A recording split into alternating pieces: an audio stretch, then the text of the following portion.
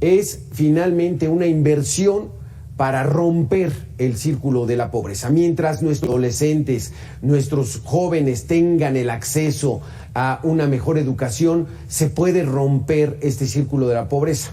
De lo contrario, si no lo atienden, lo que están haciendo es generar hordas y hordas de pobres en este país, algo de lo que ya estamos cansados. No nos podemos superar como nación.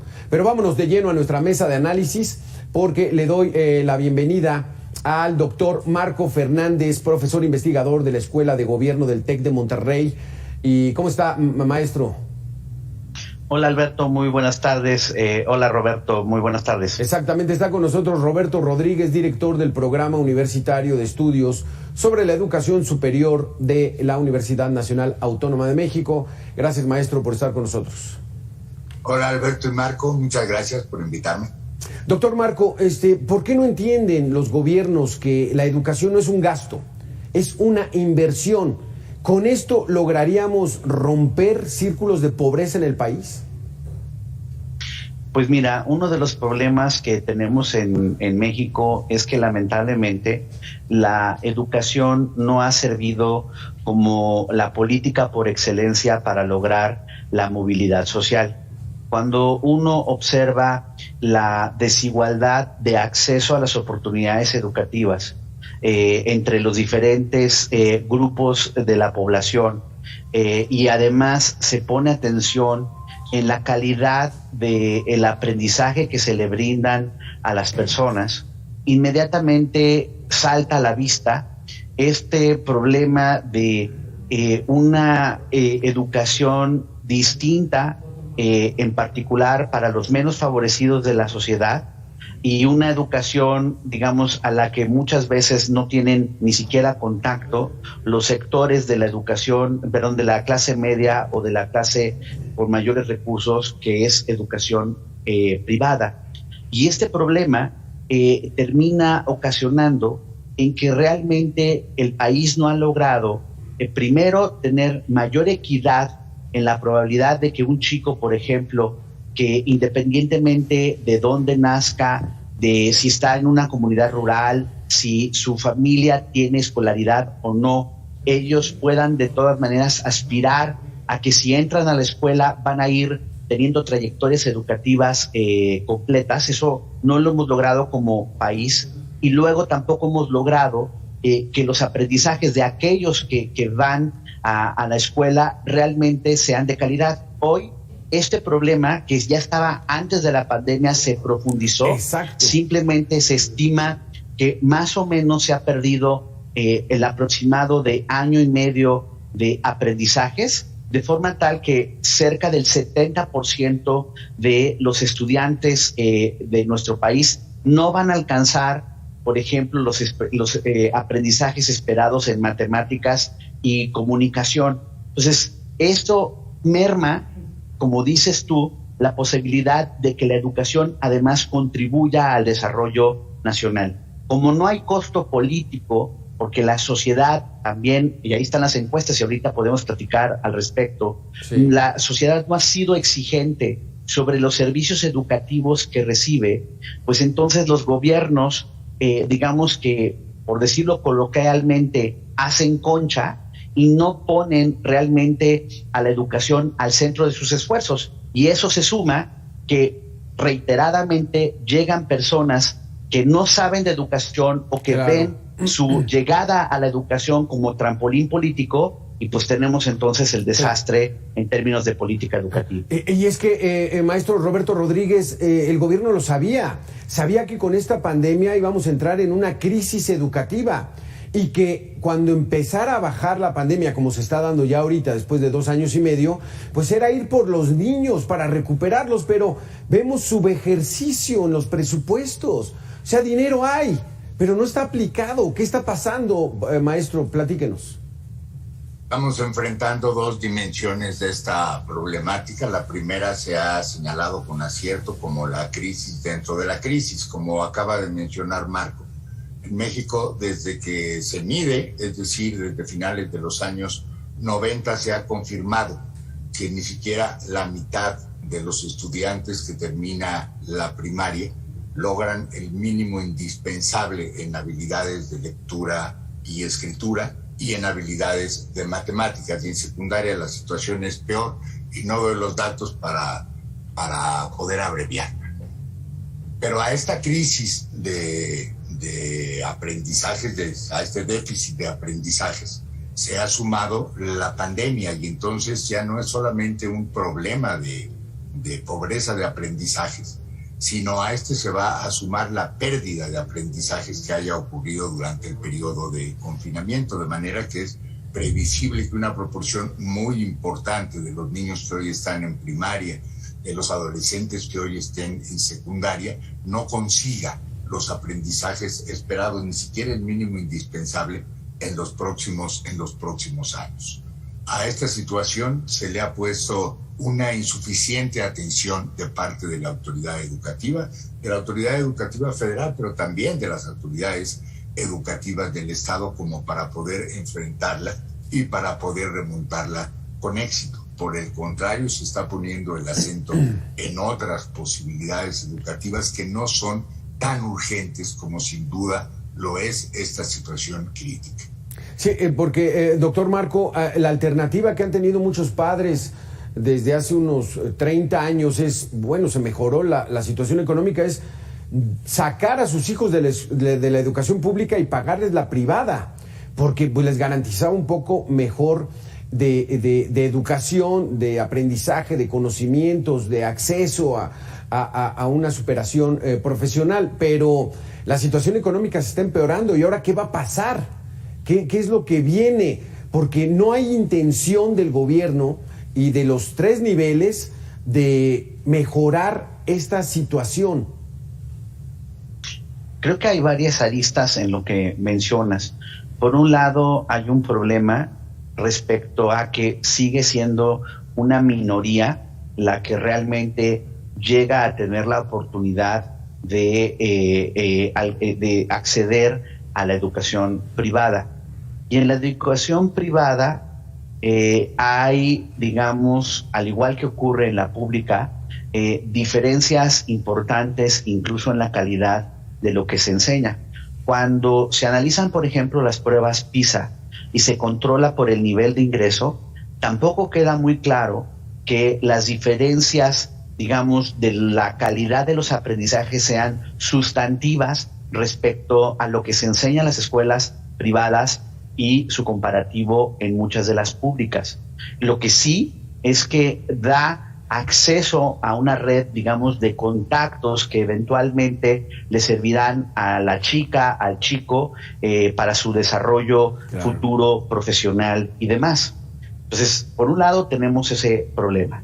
Por el otro, creo que uno de los grandes males que tiene nuestro país, insisto, es que no tenemos tampoco del lado de la demanda, es decir, de las personas que realmente exijan el ejercicio adecuado del derecho a la educación, una presión fuerte para los gobiernos de los diferentes niveles de ir cambiando los mejores resultados de la educación.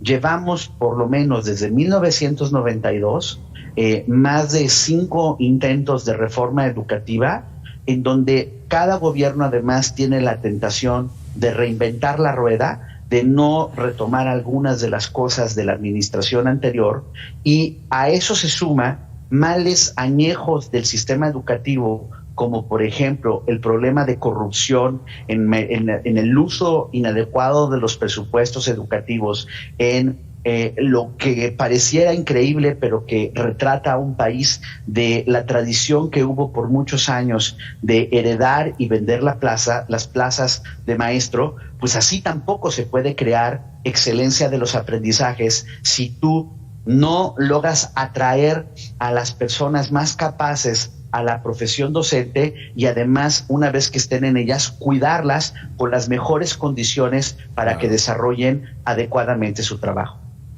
Maestro Roberto, ¿estaremos ante esta situación terrible, una ecuación que nos lleva a que si no hay educación estamos condenados a la pobreza? Al subdesarrollo, por lo menos.